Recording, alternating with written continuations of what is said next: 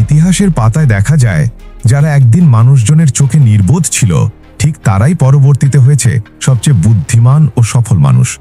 কারণ তারা অন্যের কথায় কান না দিয়ে নিজের চিন্তা আর দূরদৃষ্টিতে বিশ্বাস রেখেছিল। এক রাজ্যে এক চতুর মন্ত্রী ছিলেন।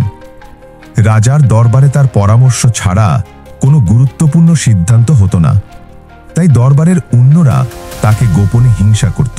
একদিন রাজা মন্ত্রীর সঙ্গে রসিকতা করে বললেন, তুমি যত বুদ্ধিমানই হও না কেন, তোমার ছেলে কিন্তু একদম বোকার হদ্দ। প্রতিদিন আমি তাকে দেখি আর বুঝি ওর মাথায় কিছুই নেই। মন্ত্রী অবাক হয়ে জিজ্ঞেস করলেন, মহারাজ, আপনি এমনটা কেন বলছেন? রাজা হাসতে হাসতে বললেন, প্রতিদিন সকালে যখন আমি গ্রামের পথে যাই, তোমার ছেলেকে দেখি। আমি ওকে জিজ্ঞাসা করি, সোনার দাম বেশি না রূপার? আর সে প্রতিদিন একই উত্তর দেয়, রূপার দাম বেশি। এমন বোকার ছেলে দেখেছ কখনো? দরবারে সবাই হেসে উঠল। মন্ত্রী চুপচাপ বাড়ি ফিরে ছেলেকে ডেকে জিজ্ঞেস করলেন, বাবা, তুমি কি জানো সোনার দাম রূপার চেয়ে অনেক বেশি? ছেলে মাথা নেড়ে বলল, হ্যাঁ বাবা, জানি। মন্ত্রী বিস্মিত হয়ে বললেন, তাহলে প্রতিদিন রাজার সামনে ভুল উত্তর দাও কেন? ছেলেটি মৃদু হেসে বলল, বাবা, রাজা যখন আসেন আমার সামনে দুটি মুদ্রা ধরেন, একটি সোনার, একটি রূপার। তারপর বলেন, যেটার দাম বেশি সেটা নাও। আমি রূপার মুদ্রাটাই নিই, আর রাজা হেসে চলে যান।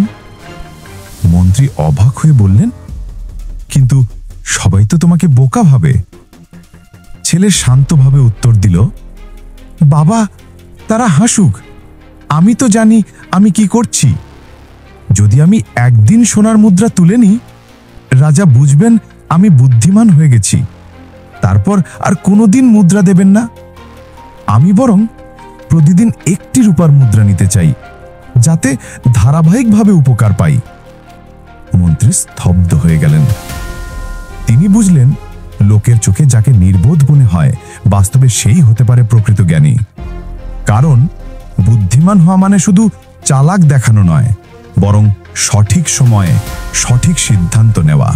আমরা অনেক সময় দেখি, কেউ ছোট কাজ করেও বড়াই করে, আবার কেউ বিশাল কাজ করেও নীরবে থাকে। এই ছেলেটি তার লাভের কথা ভেবে নীরব ছিল, প্রচার করেনি। তাই সময়ের সঙ্গে প্রমাণ করেছে, নিজের কাজ জানলেই অন্যের চোখে বুদ্ধিমান দেখানোর প্রয়োজন হয় না। গল্পটি ভালো লেগে থাকলে একটি লাইক ও কমেন্ট করে জানাও, যাতে অন্যরাও এই শিক্ষা পেতে পারে।